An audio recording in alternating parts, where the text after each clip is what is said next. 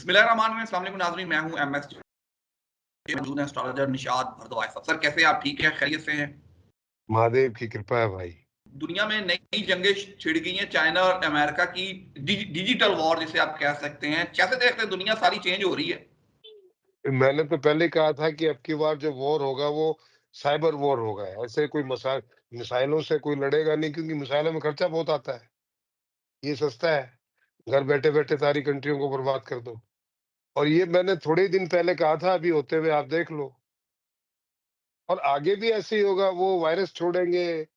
जो नॉनवेज खाने वाले हैं उनको पता है कि 95% लोग नॉनवेज खाते हैं, तो ऐसे वायरस छोड़ेंगे जो नॉनवेज खाने वालों को ही लगेगा।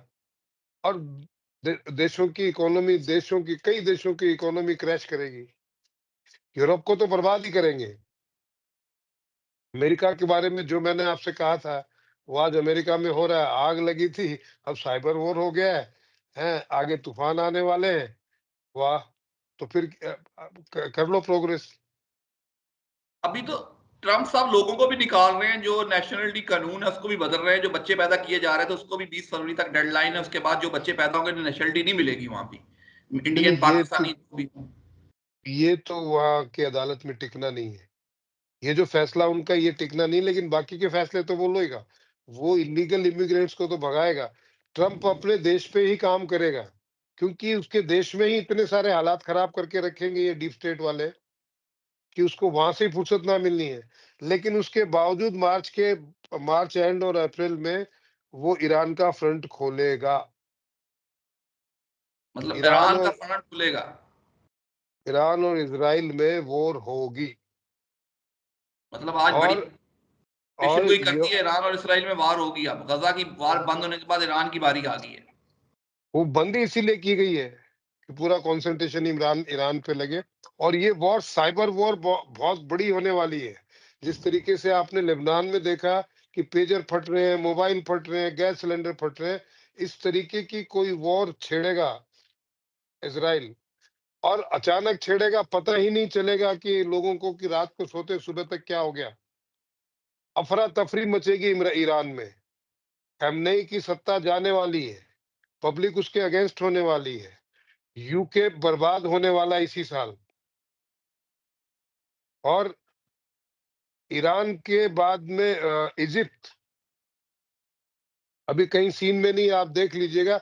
इजिप्ट बिना मतलब कूदेगा और जाएगा। बिना मतलब इस वॉर में कूदेगा और बर्बाद होगा। मतलब इजिप्ट का कोई लेना देना नहीं है किसी वॉर से, बट वो कूदेगा और जाएगा।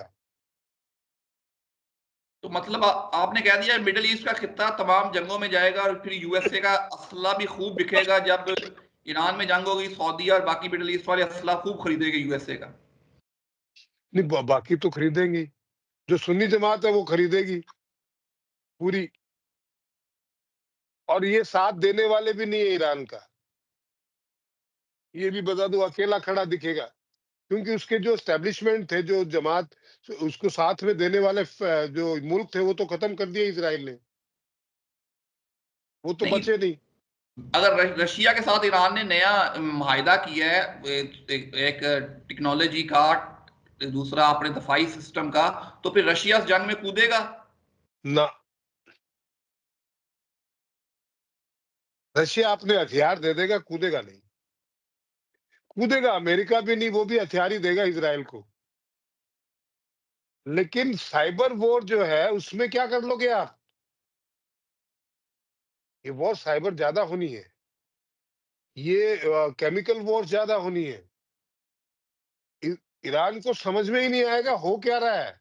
आप जब ने लेबनान का किस्सा, तो आपको पता ही नहीं हो रहा था। वो बेचारे मोबाइल छोड़ के पेजर पे आ गए, पेजर फट रहे फटाफट। तो ये अब की बार बड़ा खतरनाक सा मामला होने वाला है भाई। जिस तरह आप कह रहे हैं साइबर वॉर होने वाली है, अब बिटकॉइन के और क्रिप्टो की बड़ी मांग है। ट्रंप ने अपना कॉइन लॉन्च किया है, इंडिया के रमेश बगानी साहब ने भी अपना जियो कॉइन लॉन्च किया है। कैसे देखते हैं, करेंसी चेंज हो रही है, चाइना का पाई आ रहा है, तो दुनिया तब्दील हो रही है। बिटकॉइन से बाद अब नई नई करेंसी आ रही है मार्केट में। तो बिटकॉइन को कंट्रोल कौन करेगा? Government has to come with the regulation to control the bitcoin. अब ये होगा कि सारे देश अपनी-अपनी डिजिटल करेंसी को लॉन्च कर चुके हैं, वो उसको चलाने के लिए मजबूर हो जाएँगे। क्योंकि अच्छा बिटकॉइन का ऐसा है कि अ, आप इल्लीगल पैसे कहीं से भी निकाल लो, कोई रिकॉर्ड ही नहीं है उसका। दुनिया में जितने भी क्राइम हो रहे हैं, जो टेररिज्म हो रहा है, उसका ट्रांज़िशन पॉइंट बिटकॉइन ही है, कि पैसे तो हर देश में निकल रहे हैं, बैन है तो भी निकल रहे हैं बिल्कुल, और वो जा कहाँ रहे हैं, उसका कोई रिकॉर्ड तो है नहीं गवर्नमेंट के पास, न बैंकों के पास। वो जो इल्लीगल बिल्कुल, लोग रह रहे हैं, जो हर देश में हर मुल्क परेशान है, जो टेररिस्ट एक्टिविटीज़ करते हैं, ये करवाने वाले कौन हैं? इनका बाप भी अमेरिका ही है। बिल्कुल। क्रिप्टो के ज़रिए आप कह रहे हैं उनकी पेमेंट की जाती है जिसकी कोई रिकॉर्ड नहीं है, क्रिप्टो के ज़रिए उन टेररिस्ट को पेमेंट की जाती है जिसका रिकॉर्ड नहीं है। ये अमेरिका का डीप स्टेट ही करवा रहा है और वो अभी तक तो दूसरे मुल्कों के खिलाफ करा रहा था, वो अमेरिका में अमेरिका के खिलाफ भी काम कर रहा है, क्योंकि उनकी सरकार चली गई। अब तो उनकी जो एंटी पार्टी की सरकार आई है, जो टोटल राइट विंग के हैं, रिपब्लिकन्स, उसको अमेरिका में ऐसा उलझा देंगे ये कि वो खाली ईरान के फ्रंट को छोड़ के वो कुछ सोच ही ना पाए। अमेरिका की हालत मैंने कहा था क्या होगी, वही हुई ना, आग लगी ना वहाँ पे। बिल्कुल, बिल्कुल। अभी ये और कि साइबर क्राइम से कितने सारे पैसे निकल गए ना हुँ, और बिल्कुल, अभी वहाँ दंगे भी होंगे। कम्युनल राइट्स अमेरिका में आज तक नहीं, अब होंगे। क्योंकि जिस तरीके से गवर्नमेंट जो है छापे मार रही है इल्लीगल इमिग्रेंट्स पे, हर तरीके के जो भी मंदिर हो, मस्जिद हो, गुरुद्वारे हो, चर्च हो, सब पे मार रही हो। तो वहाँ कम्युनल राइट्स की बुनियाद खड़ी हो रही है और वो उन्हीं के लोग जो अभी हारे हैं बाइडेन वाले लेफ्टिस्ट, वही उनको पैसे दे के वहाँ राइट्स कराएँगे। आग भी तो उन्होंने लगाई थी, कोई लगी थोड़ी थी। बिल्कुल ठीक कह रहे हैं। जा आपसे सवाल ये है कि क्या क्रिप्टो में इन्वेस्ट करना चाहिए लोगों के लिए 2025 में इसका बूम है कि नहीं है? नहीं करना चाहिए, क्योंकि जब ये डूबेंगे तो बहुत बुरी तरह से डूबेंगे। हालाँकि अभी तो जा ऊपर जाता-जाता दिखेगा, लेकिन वो एक ही दिन में गुब्बारा फूटेगा। अच्छा, आप क्लेम कहाँ करोगे? चलो क्रिप्टो ने कल मना कर दिया कि we are not going to pay you.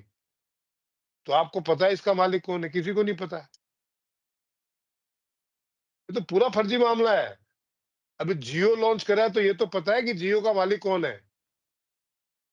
Bitcoin का तो मालिक ही कोई नहीं पता है। वो तो बिल्कुल। डिग करो जी, उसको खोदो जी, ये सारे फंडे हैं। तो मतलब हम ये तो देख सकते हैं कि 2025 में जो कंट्री है वो अपना कॉइन लॉन्च करेगी तो इस तरफ एक बूम तो मिलेगा लोगों को, लोग इस तरफ जाएँगे तो सही। लेकिन वो हैकिंग का मामला भी बहुत होगा, साइबर क्राइम। आपके बैंक के बैंक हैक हो जाएँगे। आपको पता ही नहीं आपके अकाउंट में पैसे कितने हैं, है कि नहीं है, वो मिलेंगे कि नहीं मिलेंगे, गए कि है। ऐसे हालात इस साल पैदा होने वाले हैं। तो मतलब हम ईरान के महाज के अलावा चाइना और फिर अमेरिका की टेक्नोलॉजी वॉर भी देखने में मिलेगी हमें। वो तो 2019 से ही शुरू है। वॉर वो साइबर ये क्या था? केमिकल वॉर ही तो था, कोरोना और क्या था? इन्होंने तो अब की बार भी दूसरा वायरस डालने की कोशिश की थी, वो उनको ही खा गया। प्रॉब्लम ये है कि चाइना की इकोनॉमी डिप कर रही है बहुत बुरी तरह से। तो वो उस इकोनॉमी को अभी उठाने की कंडीशन में है नहीं। वो अपनी इकोनॉमी को सर्वाइव करने के लिए उसकी कोशिश है कि दुनिया की इकोनॉमी गिर जाए तो मैं नंबर 1 हो जाऊँ। और अगर आप कन्वेंशनल वॉर करते हैं, तो बड़ा खर्चा आता है। उसमें आप भी बर्बाद होते हैं, जीतने वाला भी बर्बाद होता है उसमें। उसकी इकोनॉमी भी बर्बाद होती है, हारने वाला ही नहीं। इसमें तो लगना ही कुछ ना हींग लगे ना फिटकड़ी, 5-7 हरामखोर लोगों को कंप्यूटर के सामने बैठा दो, जाओ पूरा देश का देश बर्बाद है। बिल्कुल। तो आने वाले दिन आप ट्रंप के लिए मुश्किलात देख रहे हैं कि उनके लिए मुश्किलात मज़ीद बढ़ती जाएँगी। हाँ, और ईरान के लिए, ईरान में तो रिवॉल्यूशन होगा, ये खैमना ही हटेंगे। ईरान की हालत लेबनान जैसी ही होनी है। वो जो पेजर बम फट रहे थे फटाफट फटाफट, पता ही नहीं चला, रात तो रात। अब आप न गैस सिलेंडर ले सकते हैं, मोबाइल से पेजर पे आ गए तो पेजर भी फट रहा है। जहाँ जाओ जो जिसको हाथ लगाओ वो फट रही है। वही हाल ईरान का होना है। पता भी बिल्कुल, नहीं तो आपने पत नई नई जंग का बता दिया कि नई जंग ईरान में होने वाली है, तो ट्रंप की मुश्किलात बढ़ेंगी कि कम होंगी? ट्रम्प की मुश्किलात तो ये जब तक रहेगा तब तक खत्म होने वाली नहीं है इस बार। क्योंकि ये पहले तो 2-3 साल तो इसको अंदर ही उलझाए रखेंगे और अंदर से बाहर निकलेगा तो बाहर तो पूरे खाना जंगी शुरू हो चुकी होगी। चाइना इतना रायता फैला चुका होगा पूरी दुनिया में, यही इसी तरीके से वॉर होगी, यही वर्ल्ड वॉर है। अब की बार वैसे तोपों से, बंदूकों से वॉर नहीं होनी, अब ये वॉर है। चाइना उस तरीके की वॉर में वियतनाम से हार गया था, तो वो घंटा किसी से वॉर लड़ेगा?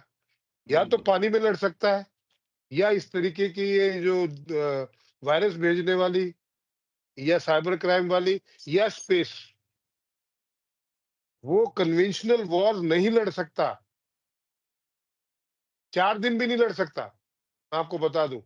हाँ, नेवी उसकी लड़ सकती है, एक नेवी बस, या स्पेस वॉर हो सकता है, या साइबर वॉर हो सकता है, या वो वायरस वॉर हो सकता है। अगर आप फौजों की बात करें, एयरफोर्स की बात करें, या फौजों की बात करें, तो चाइना की फौजें और एयरफोर्स सब जीरो बटा सन्नाटा है। सर, मच एंड पे कोई मैसेज हो तो जरूर शेयर कीजिएगा। मैसेज ये है भाई, मालिक से जुड़ो और नॉनवेज खाना बंद कर दो, क्योंकि अगला वायरस नॉनवेज में इम्प्लांट किया जाने वाला है। क्योंकि दुनिया की 95% आबादी नॉनवेज खाती है, तो लोगों को मारना बड़ा आसान है उसके जरिए। तो स्वाद से बाहर आओ, वरना तो जब मरने लगोगे तब छोड़ोगे। जब मुंह की पट्टी बांध के घूम ही रहे थे ना जब कोरोना आया तब। नॉनवेज खाना छोड़ दो भैया, फायदे में रहोगे। और मालिक से जुड़ो, वही एक ही बचा सकता है, बाकी किसी के बाप की औकात नहीं है। जीव मात्र से प्रेम करो, लोगों से प्रेम करो, जीवों से प्रेम करो। वो खाने के लिए तुम्हारा भोजन नहीं है। आपके बच्चे को कोई मार के खाएगा तो आपको कैसा लगेगा? तुम पे दया करो भाई, लड़ो मत। लड़ोगे तो मरोगे। और किसकी लड़ाई है, क्या लड़ाई है, क्यों नफरत? अभी भी नफरत से बाहर आ जाओ, बचना है तो। बाकी मालिक तो अभी डंडा लेके खड़ा ही है। Sir, thank you so much. मुझे और निशात भारद्वाज साहब को दीजिए इजाजत। अल्लाह हाफ़िज़।